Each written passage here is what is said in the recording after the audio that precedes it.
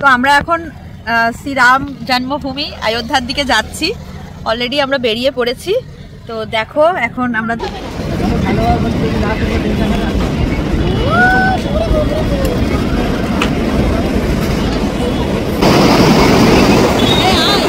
একটু দাঁড়াও।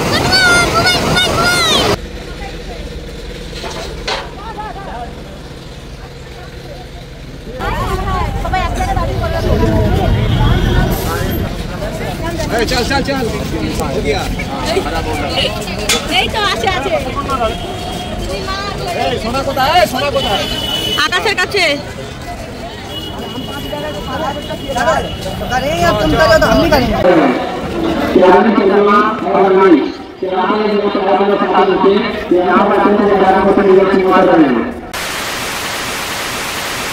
এখন হচ্ছে ভোর 6টা। ভিডিওটা ভোর 6টা থেকে শুরু করলাম। অলরেডি রেডি হয়ে বেরিয়ে পড়েছি আমরা বারাণসী থেকে অযোধ্যার উদ্দেশ্যে। মাঝখানে আমাদের গন্তব্যস্থল হবে প্রয়াগরাজ। তারপরে প্রয়াগরাজের কাছে একটি সতীপীঠের মন্দির, আর শয়ন অবস্থায় আছেন যে হনুমানজি, তাকে দর্শন করে। জানি না কতটা আজকে পুরোটা কভার করতে পারবো কি না, তবে চেষ্টায় আছি। এটা হচ্ছে সরস্বতী দ্বার। সরস্বতী দ্বার দিয়ে আমরা প্রবেশ করলাম প্রয়াগরাজের উদ্দেশ্যে।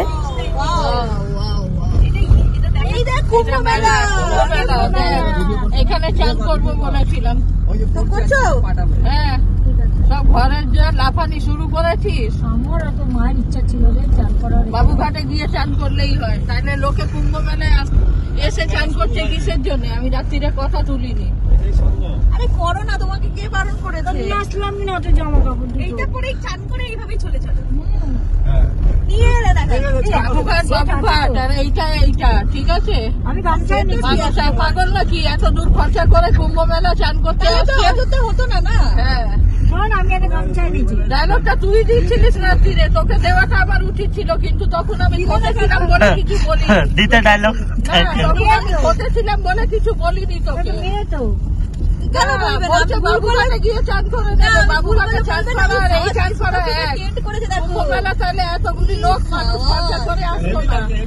তাহলে তো আমাদের মিস করে দিলে এরকম। अगर आप लोग यहाँ जाने का होता तभी नीचे उतरना पड़ता था। তোমরা নেমে যাও, তোমরা যদি বাড়ি ফিরতে পারো চলে এসো।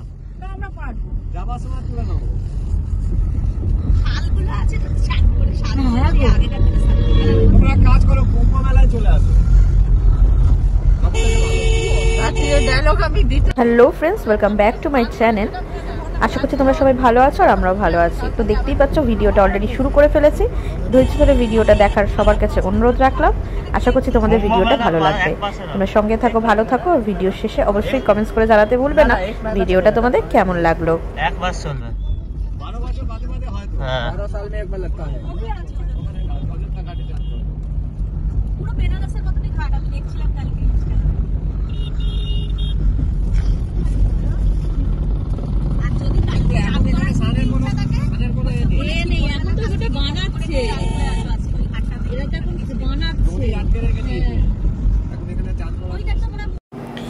আমরা প্রয়াগরাজের ত্রিবেণী সঙ্গতে গেলাম না, কারণ তোরাকে নিয়ে আমি খুব একটা সাহস পেলাম না বলেই আমরা এই জায়গাটায় আর যেতে পারলাম না।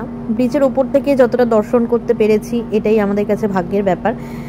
আমরা এখান থেকে এখন চলে যাব আগে যে দেবীর মন্দিরটার কথা তোমাদেরকে বলছিলাম, যে সতীপীঠের একটা পীঠ আছে এখানে প্রয়াগরাজে, তো সেই পীঠের দর্শন করব আজকে তোমাদের। আমি এই ভিডিওতে শুধু জায়গাটা তোমাদের সঙ্গে দেখাচ্ছি, পুরো ভিডিওটা একটা আলাদা আমি করেছি, যেটা মন্দিরের ভেতরে ঠাকুরের দর্শন, মন্দিরে কিভাবে কি আছে না আছে সমস্তটা আমি আলাদা একটা ভিডিওতে দেব। নেক্সট ভিডিওতে থাকবে এই প্রয়াগরাজের সতীপীঠের সমস্ত ভিডিওটা। জাস্ট ছোট্ট করে একটা ক্লিপ আমি তোমাদের সঙ্গে এই অযোধ্যার ভিডিওর সঙ্গে শেয়ার করলাম, মন্দিরের সামনের অংশটা, কিন্তু পরের ভিডিওটাতে আমি মায়ের দর্শন তোমাদের করাবো। এই সতীপীঠে মাকে কেমন দেখতে, ভেতরে কিভাবে পুজো হয় মন্দিরের ভেতরে, সবটাই তোমাদের সঙ্গে আমি শেয়ার করব। যেহেতু সময় কম তাই জন্য আমরা আর হনুমানজি দর্শন করতে পারলাম না, কারণ আজকে শনিবার শুনলাম হনুমানজির প্রচুর ভিড় হবে হনুমানজিকে দর্শন করতে, তার জন্য আমরা দর্শন করতে পারলাম না। আমরা প্রবেশ করেছিলাম সরস্বতী দ্বার দিয়ে, আর আমরা এখন অযোধ্যার উদ্দেশ্যে বেরিয়ে পড়ছি গঙ্গা দ্বার দিয়ে। আর একটা দ্বার আছে, মোট 3টে দ্বার। আর একটা দ্বার হচ্ছে যমুনা দ্বার, যেটা ত্রিকুট পর্বতের ওইদিকে চলে যাচ্ছে, সেদিকটা আর আমরা দেখতে যাইনি। যদি আমরা এলাহাবাদ যেতাম, মানে আমরা যদি লখনৌ যেতাম, তাহলে ওই দ্বারটা আমরা পেতাম। কোনো অসুবিধা নেই, খানা পিনা খায়ে। আর তো আমরা এখন শ্রীরাম জন্মভূমি অযোধ্যার দিকে যাচ্ছি। অলরেডি আমরা বেরিয়ে পড়েছি। তো দেখো এখন আমরা দাঁড়িয়েছি, হ্যাঁ এখন চা খাবো। এই তো তোরা বসে আছে তোরার মানির সঙ্গে। তোরা তোমার কেমন লাগছে? ভালো। আমি তো অনেক দিনের ইচ্ছে রামের চাঁদ দেখতাম, তাও হলো। আর তাও হতে যা চলেছে তোরার অনেক দিনের ইচ্ছা রাম মন্দির দেখতে যাওয়ার। তোরার মানি ঢুকে যাচ্ছে। আর এই যে দেখো এখানে কি সুন্দর সর্ষের ক্ষেত, सरसों का खेत देखिए कितना साफ सुथरा है।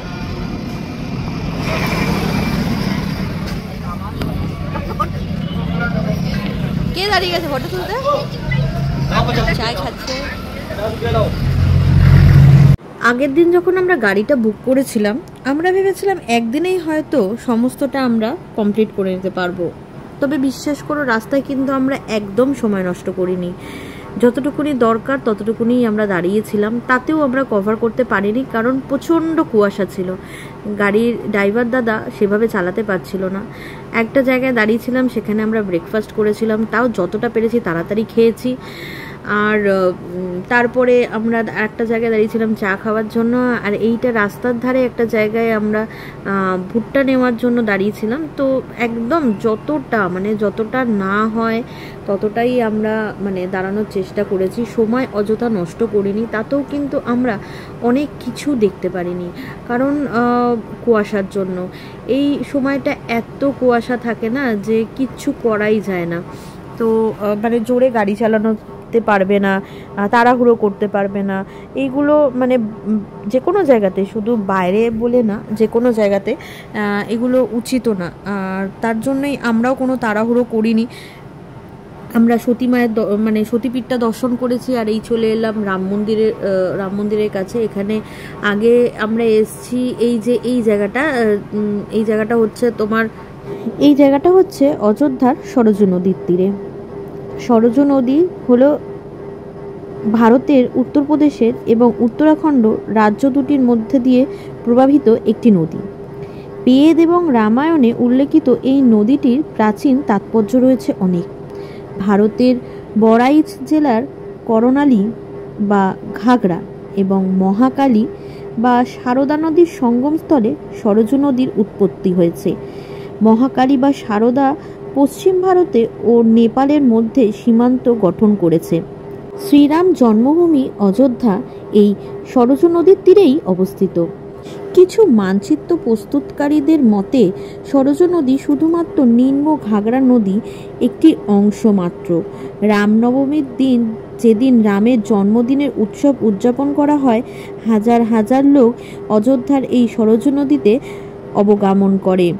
সরযূ নামটি মূল সংস্কৃত শব্দ সুর এর স্ত্রীলিঙ্গ। সর হলো পুংলিঙ্গ, যা অর্থ প্রবাহিত। সরযূর অর্থ বায়ু বা বাতাস, অর্থাৎ যা প্রবাহিত হয়, বয়ে চলে। এই সরযূ নদীর একটা ধর্মীয় সংস্কৃতির উল্লেখ রয়েছে। এই নদীটি বৈদিক কালের নদী, যার উল্লেখ রয়েছে ঋগ্বেদে। এই প্রসঙ্গে এটি উল্লেখ করা হয়েছে যে অনেকগুলি ঋগ্বেদ ইন্দ্র দ্বারা 2 আর্যের বধের গল্প। এই নদীর তীরে এই ঘটনাটির বর্ণনা দেওয়া হয়েছে। আরিকাবতী নামে এর উপনদী রাপ্তি নদীর উল্লেখও রয়েছে। রামায়ণ গল্পে সরজু নদীর উল্লেখ রয়েছে, যেখানে বলা হয়েছে নদীটি অযোধ্যার মধ্যে দিয়ে প্রবাহিত হয়, যা দশরথের রাজধানী এবং রামের জন্মস্থান হিসাবে বিবেচিত হয়। বাল্মীকি রামায়ণের বহু পর্বে এই নদীর কথা বলা হয়েছে। উদাহরণস্বরূপ বিশ্বামিত্রের ঋষির সাথে শিক্ষার জন্য যাওয়ার সময় অযোধ্যা থেকে গঙ্গার সঙ্গমে এই নদী দিয়ে শ্রীরাম নৌকায় ভ্রমণ বর্ণনা রামায়ণের বালকাণ্ডে পাওয়া যায়। কালিদাস মহাকাব্যে রঘুবংশেও এই নদীর উল্লেখ রয়েছে। পরবর্তীকালে তুলসীদাসের রামচরিতমানসে এই নদীর প্রশংসা রয়েছে। সরজু নদীর গল্প করতে করতে চলে এলাম আমাদের সেই অধীর অপেক্ষার মন্দিরের কাছে, অর্থাৎ রাম মন্দিরের কাছে। এবার আমরা প্রবেশ করব রাম মন্দিরের ভেতরে। তবে আমাদের ভেতরে মোবাইল নিয়ে যাওয়াটা নিষিদ্ধ। মোবাইল ব্যাগ আমরা লকারেই রেখে গেছিলাম। কিন্তু এখন যারা যাচ্ছে তাদের কিছু ভিডিও বা ফটোতে দেখলাম তারা নাকি মোবাইল নিয়ে ভেতরেই চলে যেতে পারছে। কিন্তু আমরা যখন গেছিলাম, অর্থাৎ 2025-এর একদম প্রথমেই আমরা 4 তারিখ গেছিলাম রাম মন্দির, তখন কিন্তু ভেতরে মোবাইল ব্যাগ এগুলো নিয়ে যাওয়া কিন্তু একদমই নিষেধ ছিল। আমরা বাইরের লকারে সব কিছু রেখে গেছিলাম। এটা হচ্ছে মেন গেট। এই গেট থেকে আমরা ভেতরে ঢুকেছি, তখন আমরা ভিডিও করতে পেরেছি। কিন্তু মেন গেটের পরে অনেকটা আমাদের যেতে হয়েছে। সেখানে যাওয়ার পরে আমাদের একটা লকারের বিভিন্ন জায়গা আছে, বসার জায়গা আছে। সেখানেই আমাদেরকে মোবাইল, জুতোটা আগে রাখতে হয়েছে। তবে যতটা আমরা মোবাইল দিয়ে ফটো বা ভিডিও তুলতে পেরেছি আপনাদের সঙ্গে ততটাই শেয়ার করে নিচ্ছি। আশা করছি আপনাদের সমস্ত ভিডিওটা ভালো লাগলো। আর ভিডিওটা কেমন লাগলো অবশ্যই কমেন্টস করে জানাবেন। নতুন বছরের শুরুতেই এতটা ভিড় দেখে প্রথমে আমরা ঘাবড়ে গেছিলাম, কিছুক্ষণ দাঁড়িয়েও পড়েছিলাম। তারপরে আস্তে আস্তে আমাদের গন্তব্যস্থলের দিকে আমরা এগোতে থাকলাম। দেখলাম যে সিস্টেম খুবই ভালো, খুবই সুন্দর, খুব সুন্দর ম্যানেজমেন্ট। কোথাও কোনো জায়গায় কষ্ট হবে না। কষ্ট যদি হয় সেখানে বসার ব্যবস্থা করা রয়েছে। আমার কাছে তো খুবই সুন্দর লেগেছে। এখন তৈরি হওয়ার মুহূর্তেই যদি এতটা সুন্দর হয়, যখন পুরোপুরি তৈরি হয়ে যাবে তখন তো আরোই সুন্দর লাগবে। তখন হয়তো এতটা কষ্টকরও মনে হবে না, তখন হয়তো প্রবেশপথটা আরও কাছে মনে হবে। জানি না ঈশ্বর আবার এখানে আসার সুযোগ করে দেবে কি না। তবে সত্যি কথা বলতে আমাদের তোরার মুখ থেকে তো তোমরা শুনলে 2022 সালে যখন রাম মন্দির স্থাপন করা হলো, তখন টিভিতে তোরা দেখে তখন থেকে বলছিল যে আমি রাম মন্দির যাব, মা আমাকে রাম মন্দির নিয়ে চলো। ও খুবই এক্সাইটেড। ও একবারও কোলে ওঠেনি, হেঁটে হেঁটে গেছে, ভেতরে গেছে আমার বোনের বরের সঙ্গে। আর বেরিয়ে খালি বলছে আমার জীবন সার্থক, আমার জীবন সার্থক। ও এইটুখানি বয়সেই বুঝে গেল যে রাম মন্দির দর্শন করে, বাবা বিশ্বনাথ দর্শন করে ওর জীবনটা সার্থক হয়ে গেছে। মন্দিরের ভেতরে ঢোকার সময় ও যেভাবে যাচ্ছিল সেটা যদি আমি ভিডিও করতে পারতাম, হয়তো আমার জীবনকালে সেটা হয়তো শ্রেষ্ঠ ভিডিও হতো। কাউকে বলে বোঝাতে পারবো না যে ও কিভাবে মন্দিরের ভেতরে ঢুকেছিল। প্রত্যেকটা সিঁড়িতে তোমরা যারা হয়তো রাম মন্দির গেছো বা হয়তো এখনও যাওনি, পরবর্তীকালে যাবে, তারা হয়তো গেলে বুঝতে পারবে যে ওখানে কতগুলো সিঁড়ি আছে। প্রত্যেকটা সিঁড়িতে তোরা নমস্কার করতে করতে উঠেছে আর বারবার চিৎকার করতে করতে বলেছে জয় শ্রীরাম, জয় শ্রীরাম। সেই যে দৃশ্য, সেটা যদি আমি কারোর সাথে ভাগ করে নিতে পারতাম, সত্যি আমার সব থেকে বেশি আনন্দ লাগতো। আজকাল বেশিরভাগ বাচ্চাই দুষ্টু, তোরাও তাদের থেকে কিছুতেই কম যায় না। ওর দুষ্টুমির জন্য আমাকে অনেক সময় অনেক কথাই শুনতে হয়, অনেক কিছুই ফেস করতে হয়। জানি না এইটা কতদিন থাকবে, তবে তোমরা আশীর্বাদ করো ও যেন ওর মাথা ঠান্ডা হয়, ও যেন মানুষের মতন মানুষ হয়। এটাই আমি ভগবানের কাছে চেয়েছি, আর আমার কিছু চাওয়ার নেই। পাপুণ্যের সম্পূর্ণ হিসাবটাই নির্ভর করে যার যার কর্মের ওপরে। যে যেমন কর্ম করবে তার ঠিক তেমনই ফল হবে। তীর্থ করেই যে পাপের ফল খণ্ডন করা যাবে তা কিন্তু একেবারেই নয়। তবে বাবা মাকে তীর্থ করাতে পেরে এটা আমার কাছে আর আমার বোনের কাছে খুবই ভালো লেগেছে। জয় শ্রীরাম বলে এই ভিডিওটা এখানেই শেষ করলাম। ভিডিওতে ভালোবাসা দিও, সবাই পাশে থেকো, সঙ্গে থেকো, তোমরা সবাই সুস্থ থেকো। দেখা হবে খুব শিগগিরই নতুন একটি ভিডিওতে। আর ভিডিওটা কেমন লাগলো অবশ্যই কমেন্টস করে জানাতে ভুলবে না। জয় শ্রীরাম।